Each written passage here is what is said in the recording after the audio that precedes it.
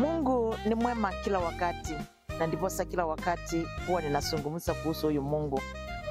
Na ninapokuwa ninazungumza kuhusu huyu Mungu, huwa sibahatishi wala huwa ndani ya moyo wangu sina wasiwasi, kwa sababu naamini ya kwamba ni Mungu muumba wangu, ni Mungu ambaye ameniweka ulimwenguni kwa nguvu zake. Ni Mungu ambaye ninamtambua kwa mahali amenitoa na mahali amenifikisha siku ya leo. Naamini ya kwamba yeye ni mlinzi wa moyo wangu. Naamini ya kwamba yeye ni mwaminifu wangu kila wakati. Sijawahi kumuita akaniwacha. Na ndiposa najaribu kukuita uingie katika neno lake, uingie katika laini yake Mwenyezi Mungu, uone mema kila wakati. Siku ya leo ni siku ambaye namtafuta Mungu kwa moyo wangu wote, kwa sababu nilijitolea kumtafuta, na si kwa ajili ya mtu. Nilimtafuta kwa sababu ya moyo wangu na kuungana kwangu na huyo Mwenyezi Mungu. Leo nataka tuzungumze kuhusu jambo moja ambaye Mwenyezi Mungu anapenda. Anapenda wakati wewe mwenyewe uko katika nyumba yako na kuna mkubwa wako uweze kumtii. Mwenyezi Mungu anapenda sana wakati umeajiriwa. Mungu anataka utii hata huyo ambaye amekuajili, ili uone Mwenyezi Mungu vile ambaye anatenda, kwa sababu yeye ni mwaminifu. Tunasoma maandiko katika kitabu cha Wakolosai 3 kuanzia mstari wa 22 na 23. Maandiko yanasema ya kwamba enyi watumwa. Watumwa ni wale ambaye wameandikwa. Watumwa ni yeyote ambaye ameajiliwa mahali wewe umeajiliwa kazi. Maandiko yanasema ya kwamba watiini wakuu wenu wa kidunia katika mambo yote, na si kwa tu wakati wanapowatazama, kwa kuwa mnataka kujipendekeza kwao. Kuna mtu mwingine wakati ameajiliwa anataka afanye kazi wakati mbosi yake ako karibu. Anataka afanye kazi wakati anatazamiwa. Hapana. Jitolee kwa moyo wako wote, ni kwa ajili ya hiyo kazi. Jitume kwa hiyo kazi ambaye umeajiliwa na huyo, na umpatie heshima, na hakika utakuwa unaona vitu zako siko sawa sawa. Ni kwa nini nazungumza hayo? Kwa sababu wakati mwingine unakuta unanungunikia kazi, na wakati umelipwa zile pesa bado unanungunika. Unakuta yale manunguniko yamekufuata kwa maisha yako, kwa sababu haujafanya ile kazi kwa moyo wako wote. Hujapenda mwajili wako ule mwenye amekuajili kwa moyo wako wote. Maandiko yanakataa, inasema ya kwamba usikubali mwenye amekuajili hatufanye kazi vizuri wakati anakutazama. Ufanye kazi hata akiwepo na hata kama ako. Wakati anaingia anasema, na kweli nimeona Mungu, nimeona nikiwa na mtu ambaye ananifanyia kazi vyema. Ni maandiko. Niliongea mahali pengine nikasema ya kwamba hakuna kitu kikeni ambaye kiko hapa duniani ambaye hakiko kwa maandiko. Kila kitu iko kwa maandiko. Mambo tunafanya yote yako kwa maandiko. Lakini Mungu anatuepushana na yale mambo yalikuwa ni mabaya. Anataka tufanye mambo mema, yale ambaye yanamtukuza yeye Mwenyezi Mungu. Tukiendelea na hiyo mstari, maandiko yanasema ya kwamba fanyeni hivyo kwa moyo wote, kwa sababu ya kumcha Bwana. Wakati unafanya kazi yoyote wewe mwenyewe kwa mikono yako, wakati umeajiliwa mahali, fanya kazi kwa moyo wako wote. Usifanye kazi wakati unaona bosi yako karibu. Usifanye kazi wakati unaona mwenye amekuajili yako karibu, lakini wakati ameondoka unaifanya vibaya. Wakati ameondoka ufanyi. Mungu apendezwi. Macho ya Mwenyezi Mungu inakutazama. Fanya hiyo kazi kama yako. Ndiposa hata Mungu siku moja hata kufanya kuwa na wewe utakuja kuajiri watu wako. Lakini kama ulifanyia mwajiri wako vibaya, kaa ukijua ya kwamba hata wewe mwenyewe hautaweza kupokea baraka kama hiyo. Kuna Mungu ambaye anatutazamia kila wakati. Mstari wa 23 maandiko yanasema ya kwamba chochote ufanyacho kifanye kwa moyo wako wote kwa ajili ya Mungu, lakini si kwa ajili ya binadamu, ama si kwa ajili ya mtu. Chochote ambao unafanya, jitolee. Umeamua leo kuwa wewe ni mwombezi, omba kabisa, ukiamini ya kwamba Mungu ananisikiliza, wala si wanadamu ananisikiliza. Umeamua kuhubiri, hubiri kabisa. Usitaki kujua ni akina nani wanakusikiza. Usitaki kujua ni akina nani wananena nini. Angalia wewe mwenyewe uhusiano wako na Mwenyezi Mungu peke yake, na hakika utamuona Mungu. Hakika utaona Mungu akitenda maajabu ndani ya maisha yako. Hakika utaona Mungu akitenda kazi ndani ya maisha yako kwa sababu ya kujitolea. Halafu ukijitolea, moyo wako nakuwa msafi. Usikuwe na moyo msafi ni kwa sababu ya watu, ati watu wanionange nikiwa na moyo safi, lakini ndani yako wewe uko na roho chafu.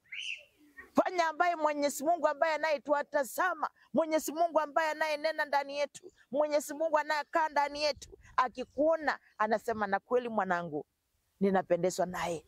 Angalia maandiko yanasema ya kwamba alipendezwa sana na Yohana Mbatizaji. Alimpendeza sana na kila wakati alikuwa ananena, anasema huyu ni mwanangu niliopendezwa naye. Kwa nini wewe mwenyewe si ukajitolea? Ni kwa sababu gani? Unataka kufanya mambo yale ambaye watu wanakuona, unataka kufanya mambo yale ambaye watu watakusifu. Sifa za watu asitakupeleka mahali. Kubali tu ukianza kusifiwa na watu, iwe Mungu ameona vile ambaye uko mwema ndani ya maisha yake, aone menendo yako, aone njia zako. Hakika hizi njia zinampendeza Mwenyezi Mungu. Angalia vita, hata wakati alimkana Yesu, maandiko yanasema ya kwamba wale walikuwa karibu walimwambia, wewe hata kunena kwako, hata kutembea kwako kunaonyesha wewe ni mwanafunzi wa Yesu. Ni kwa nini? Ni kwa sababu wakati wewe umeishi ndani ya jambo ambao unaipenda, ama ukikaa ndani ya kazi ambao unaipenda, hiyo kazi hakuna siku itakushinda. Hiyo kazi hakuna siku itakuletea shida. Hakuna siku hiyo kazi itakutatiza. Ni kwa sababu wewe mwenyewe umetangulia kuipenda. Moja, tupende Mungu. Mungu alituumba, akatuweka hapa chini ya jua kwa mapenzi yake. Anatulisha kila wakati. Angalia, anatuepukana na mabaya kila wakati. Angalia Jehova Mungu wa mbinguni anatulinda kila wakati kwa sababu yeye ni mlinzi wetu. Na wakati unapomuita, wakati unapoomba, unaomba kutoka moyoni, ukiamini ya kwamba huyo Mwenyezi Mungu hakika atanitendea. Usiombe ukiwa na wasiwasi. Ukiomba ukimjaribu Mwenyezi Mungu, ukiangalia kama Mwenyezi Mungu ataweza kunitendea. Hapana. Jitolee kwa moyo wote. Ile jambo ninaamini ya kwamba nikiwa ndani ya Mungu aliweza likanishinda.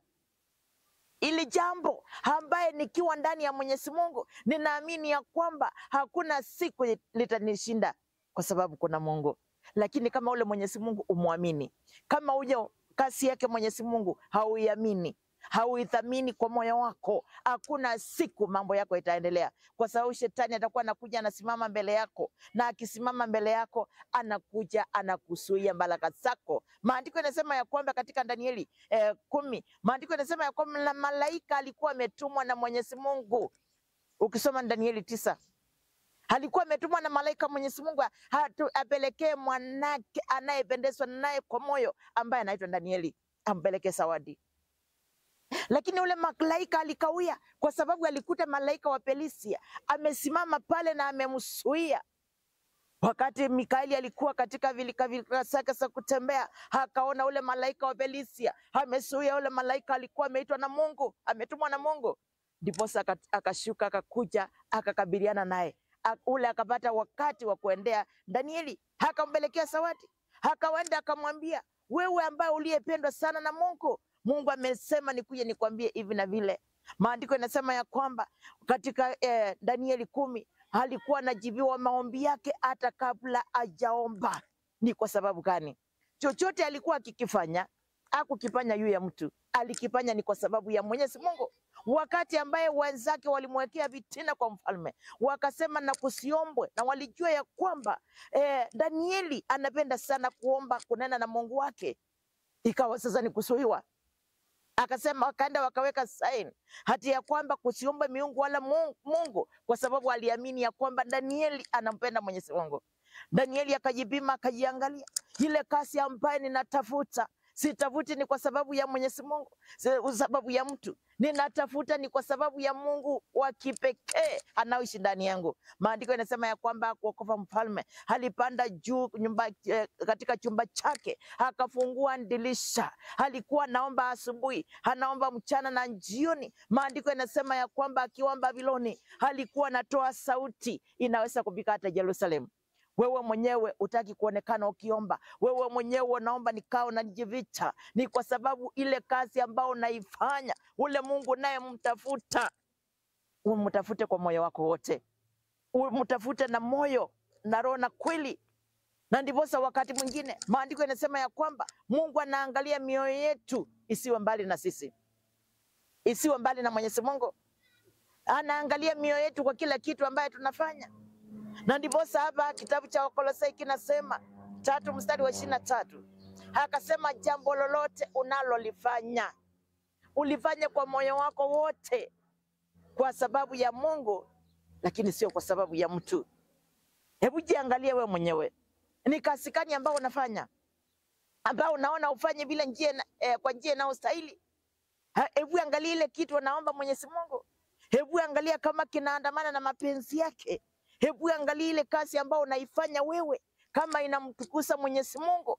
Hebu angalia mazungumzo unayonena katika kinywa chako kama yanaweza kumtukuza Mwenyezi Mungu. Ni kwa sababu tumekuwa vinywa vyetu unajitolea sana kwa mambo maovu, lakini sio kujitolea ni kwa sababu ya Mungu. Unajitolea kinywa ambaye Mungu amekupea. Unajitolea kwa hiyo kinywa kunena maneno machafu, maneno ambaye yampendezi Mwenyezi Mungu.